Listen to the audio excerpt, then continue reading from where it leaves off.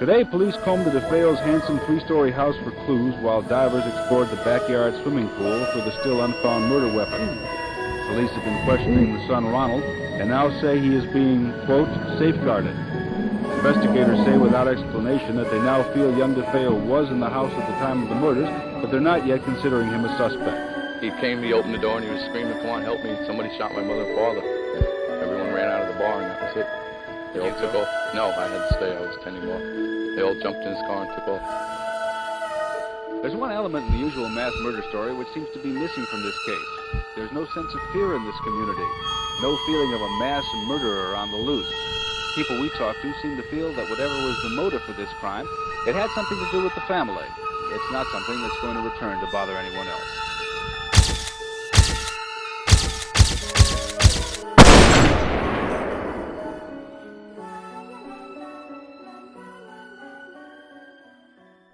During 1974, a mass murder occurred in the United States of America so horrific it would go on to be the inspiration behind over 10 movies and several books, an incident that was to be known as the Amityville Horror.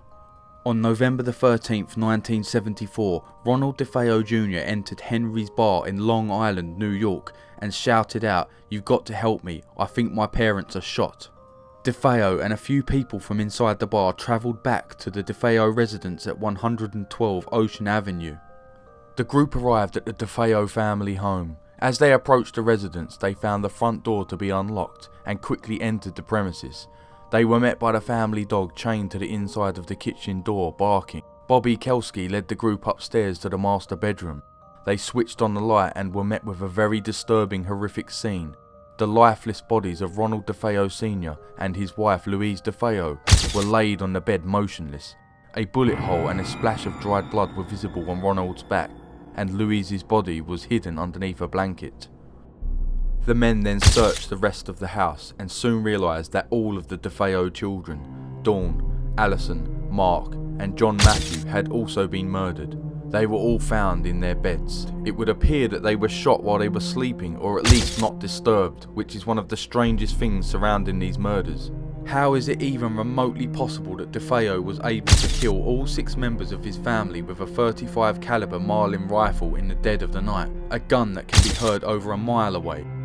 To summarise, DeFeo fired multiple shots from a .35 caliber Marlin rifle in 4 different rooms across 2 floors, with each shot as loud as 140 decibels. These shots should have been heard up and down the street, yet the family were all shot without a struggle whilst in bed fast asleep. How did this not cause people to wake up? Within 10 minutes of the police being called, Officer Kenneth Gruguski of the Amityville Village Police Department arrived at 112 Ocean Avenue. At this point, the men were grouped in the front yard, trying to comfort DeFeo, who was crying uncontrollably. DeFeo seemed very distraught. He screamed out, "I'm not going back into that house. My mother and father are dead." The detective convinced DeFeo to come back inside. The men re-entered the house and sat DeFeo at the kitchen table. After Gruguski inspected the scene, he immediately called the police headquarters to report the murders.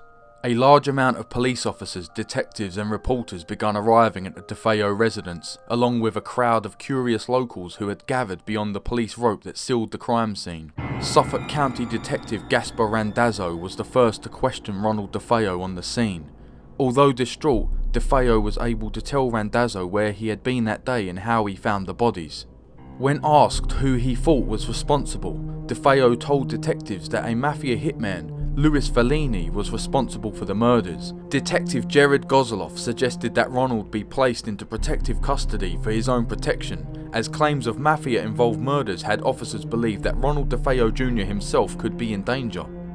After signing an official statement, DeFeo was taken by detectives to the police station where he could be interviewed. DeFeo continued to insist that Fellini was the man responsible for the murders. He explained that Fellini had previously lived with the family and knew where the family kept a stash of money and jewels. The detectives felt that they had gathered enough information from DeFeo and decided to wrap up the questioning for the night. DeFeo fell asleep in custody whilst the detectives went to the murder scene. Investigators soon discovered boxes of Marlin .35 caliber ammunition in his room, which matched the murder weapon. Detectives also spoke with DeFeo's friends, who revealed he was obsessed with guns. They now believed that Ronald DeFeo Jr. was actually their #1 murder suspect. The following morning, 3 detectives, Gozoloff, Harrison and Napolitano, went to wake DeFeo, who was still asleep on a cot in the police file room. As DeFeo awoke, Detective Harrison began to inform him of his rights. DeFeo became anxious. "You don't have to do that. Get Fellini. He's the guy you want, not me." DeFeo began telling officers that he had been awakened by Louis Fellini at gunpoint and made to accompany him, as Fellini killed each member of his family. Police asked DeFeo if this is what really happened. "No," DeFeo confessed. "It all started so fast. Once I started, I just couldn't stop. It went so fast." One of the more sinister claims by DeFeo is that voices within the house told him to murder his family before a set of dark hands held out the rifle for him to do it. DeFeo's trial began on October 14th, 1975. In court, DeFeo's lawyers claimed that he killed his family in self-defense because he heard their voices plotting against him. Dr. Harold Zolan said that DeFeo did in fact have antisocial personality disorder and was aware of his actions at the time of the crime. On November 21st, 1975, DeFeo was found guilty on 6 counts of second-degree murder. On December 4th, 1975, Judge Thomas Stark sentenced DeFeo to 6 concurrent sentences of 25 years to life. Ronald DeFeo Jr., aka Butch, is still in prison to this very day. 40 plus years later, and people are still very much interested in the horrific events that took place within the Amityville horror house. However, the mass murder of the DeFeo family is only half the story. Shortly after the murders took place, a family moved into the house with evil eyes and claimed that they was terrified by paranormal events that drove them from the house.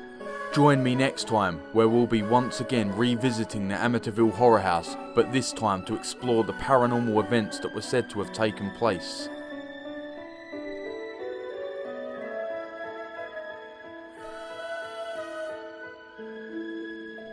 Thank you so much guys for watching this short documentary film, the Amityville horror events revisited. I just want to quickly say that I made this documentary because I'm really passionate about the Amityville horror events, everything surrounding it. Even 20 years after first watching the original movie, I'm still hugely passionate about it, and I'm looking forward to the new movie they're currently making. It's just an interesting subject. I just want to say rest in peace to the whole DeFeo family that very tragically did lose their lives. Absolutely horrific, so sad. But thank you guys for watching. Please subscribe to my channel for more videos and short documentary films like this in the future, and have a nice day. Peace out. I'll speak to you next time.